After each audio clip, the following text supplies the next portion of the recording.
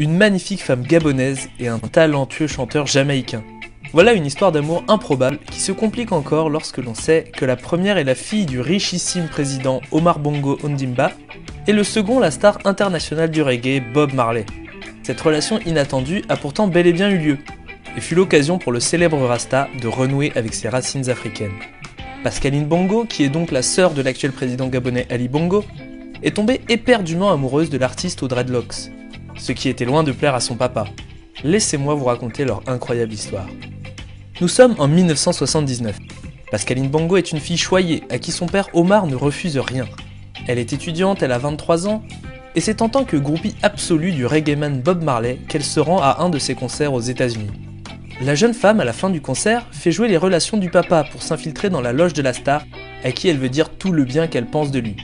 Mais c'est la douche froide. « Qu'est-ce que tu es vilaine !» lâche l'intéressé lorsqu'il l'aperçoit, un énorme joint à la main. Pascaline reste bouche bée. Ce n'est pas exactement l'accueil qu'elle espérait. Pourquoi cette réaction ? Une femme noire ne devrait pas se lisser les cheveux, explique Marley. En exhibant ses dreadlocks, il lui explique sa vision du cheveu africain, profondément imprégné par les préceptes du rastafarisme. Et cette première discussion va leur permettre de briser la glace. La groupie parvient ensuite à inviter le reggaeman dans sa luxueuse villa de Beverly Hills à Los Angeles. Une soirée qui reste à ce moment-là assez sage, et le climat de séduction reste tranquille, sans dépasser les bornes de la bienséance. C'est là que Bob Marley lui fait part de son rêve, donner un concert en Afrique. Pascaline réalise que celui-là qui vénère Jah Haile Selassie, qui se veut chantre du panafricanisme, n'a en fait jamais pu jouer sur le continent africain.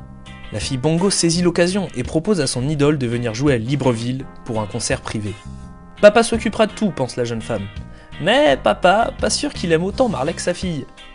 Car Bob Marley, né en Jamaïque et converti au rastafarisme en 1966 lors de la visite de l'empereur d'Éthiopie Haile Selassie dans la capitale Kingston, bien qu'en extase à l'idée de retrouver ses racines africaines, se heurte à un certain décalage culturel. Dans le vol qui doit l'emmener au Gabon, on explique au chanteur que le pays serait dirigé d'une main de fer par un dictateur, ce qui refroidit subitement ses ardeurs. Mais l'avion ne va pas faire demi-tour. Du côté d'Omar Bongo Ondimba, c'est une autre description qu'on lui fait de l'artiste invité par sa fille. Bob Marley lui est dépeint comme un musicien négligé et toxicomane à la tignasse crasseuse, né dans un bidonville et prônant des idées révolutionnaires. Le président gabonais annule alors la rencontre prévue entre lui et l'invité, et préfère envoyer son fils Ali à son accueil. Oui, Ali Bongo, celui qui est encore à la tête du pays aujourd'hui. Il était à l'époque lui aussi ravi de rencontrer le musicien. Sur place, Marley et ses acolytes sont accueillis sous les colibets. « Ganja, ganja !» lui crient les badauds qui croisent leur route sur les plages de Libreville pour moquer la réputation de toxico du Jamaïcain. Pour couronner le tout, la star souhaitait offrir un concert gratuit aux Gabonais et apprend au dernier moment que le producteur a en fait surfacturé les places du concert, ce qui le plonge d'autant plus dans la fureur. Ce séjour au Gabon permet alors à Pascaline Bongo et à Bob Marley de vivre pleinement leur histoire d'amour.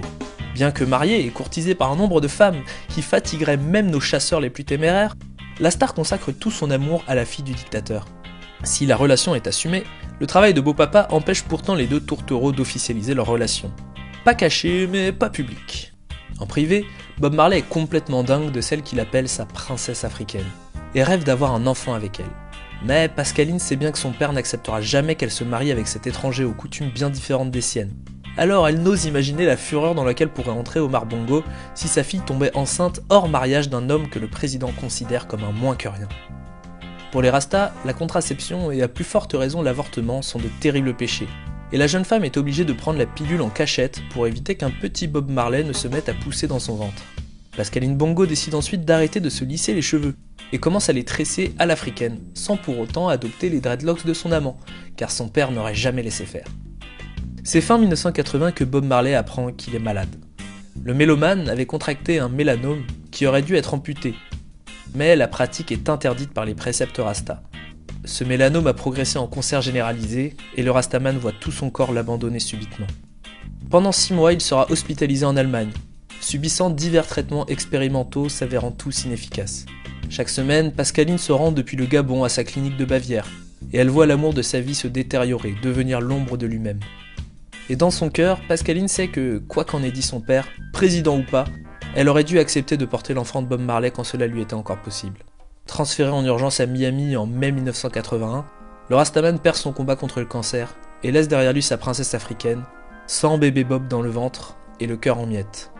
Cette histoire aura démontré que la réunion des peuples caribéens et afro-américains à leurs racines africaines, souvent fantasmées par ces derniers, est plus compliquée qu'il n'y paraît, et que le panafricanisme est un idéal dont la recherche demande à chacun de rester ouvert d'esprit et